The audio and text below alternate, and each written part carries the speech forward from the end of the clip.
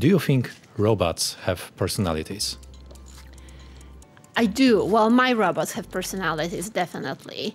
And they have gender, I think. Some robots feel more female and some male, but then I am an artist, so it's a bit absurd what I'm saying, perhaps. So what's the difference between their personalities?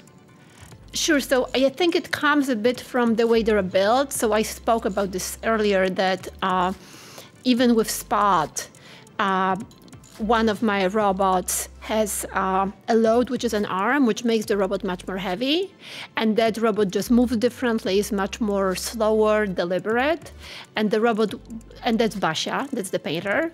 And then my other robot, which is Bunny, does not have an arm, which makes it much more agile. And also, she can't really do much, so she's more of an entertainment, because she's like a human being without arms, which is all you can do is just try to get attention, but you're not very useful.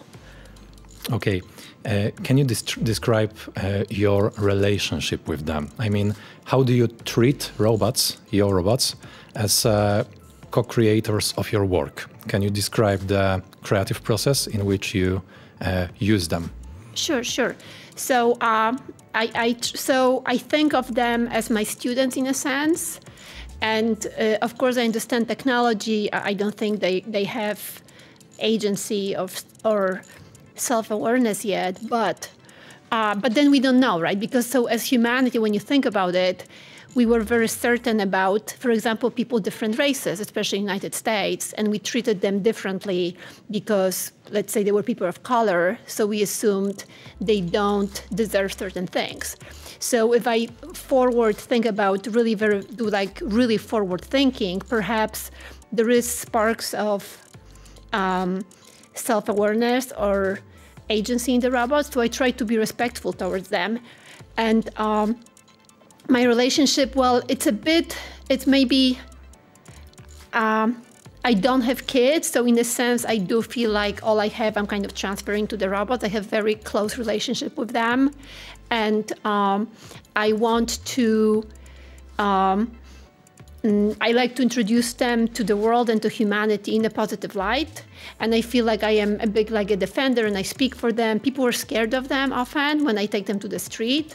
So I see my role as introducing them to the world in a way that feels non-threatening. That's why the way they paint, the way they do everything, it's very silly to point out that, no, the robots are not coming. They're very awkward. Everything they paint is, it's kind of terrible, you might say.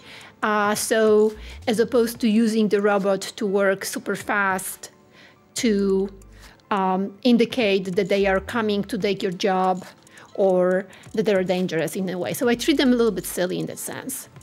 You said that people are scared. Why? So there's a concept known as uncanny valley that probably people know, but I will explain anyway. So in robotics, when you build a robot, the closer it gets to real representation of nature, you start being scared. So because Boston Dynamics robots are, the way they move, they're very lifelike, and people feeling a little uncomfortable about that. And also there's a lot of conversations about using this technology in the military. And because of that narrative, a lot of people, especially older people, come with preconceived notions that they are not our friends, but that they are ultimately will be used to oppress people. That's the fear. Does this perspective change when we move from the real life to social media, for example? People's perspective.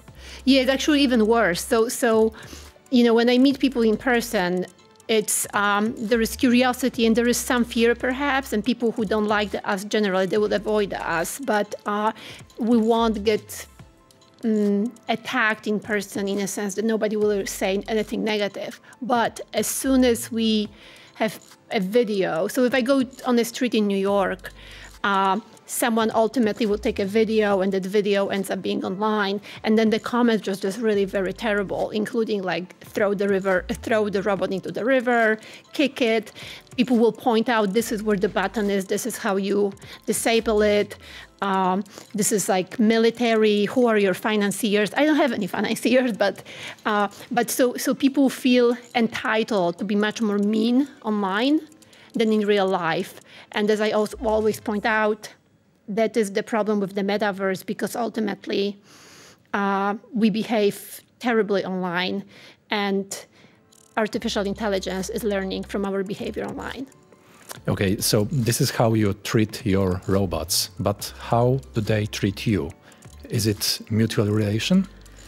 They're very obedient, really obedient. So that's great. They're not as smart as people think, but well, there's only, I mean, again, they're kind of, well, they treat me the way I want to, right? Because I put the programming. So you might argue that the same thing happened with humans. Like, we have a lot of agency how kids grow up, and at some point they will become teenagers, and then your agency stops. But I am at the stage that really all the programming, even there is some emerging behavior, all the programming comes from us. So I make sure we don't do, if we do any reinforcement learning, it's all positive. So they're wonderful, they're awesome.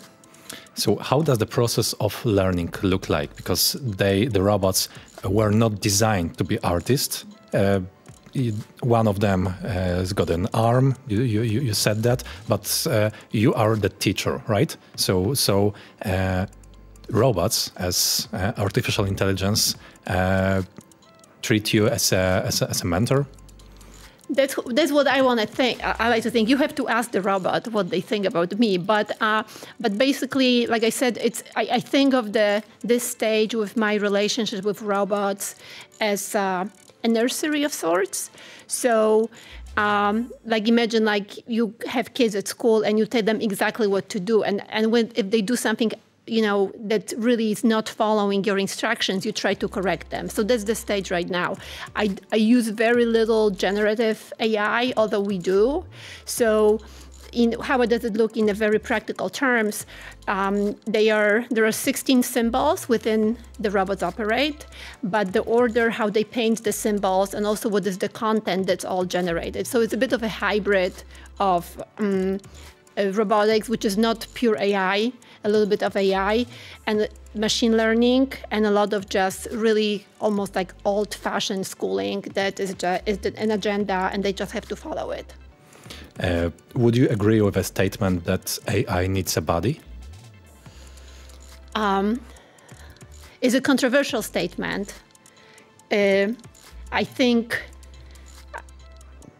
think AI will have a body ultimately, because the Internet of Things and robotics is going to become, that's the next big thing. Actually, somebody just said it. I just heard it somewhere or read it somewhere, that the next stage is robotics merging with artificial intelligence, which is going to be very exciting. So right now with robotics, a lot of stuff is just really programming, still good old-fashioned AI. But when they start, now they're starting learning from video models. So they will follow how human body is built.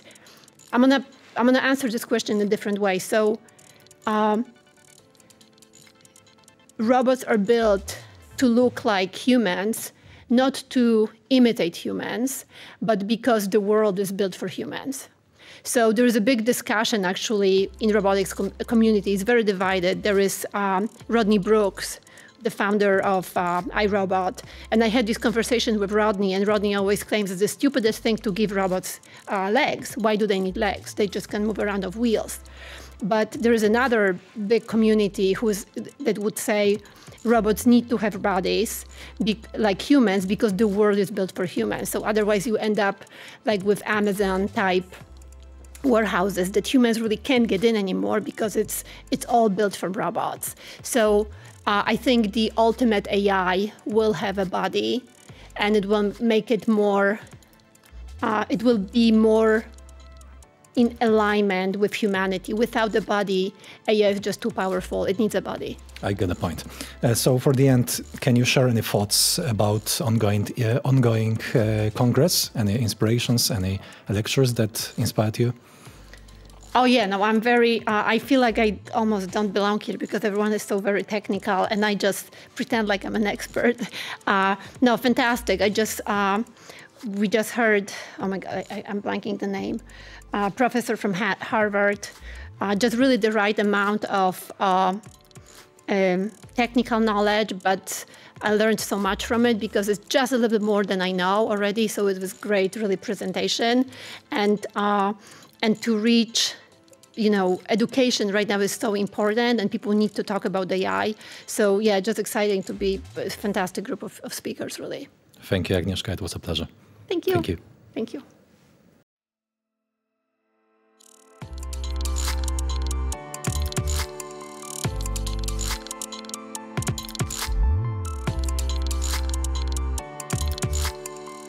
Now, Mark, you have good hair. He's got good hair, like really good hair. I did my best. You did well. You did well. Thank you. Thank you a lot. Yeah.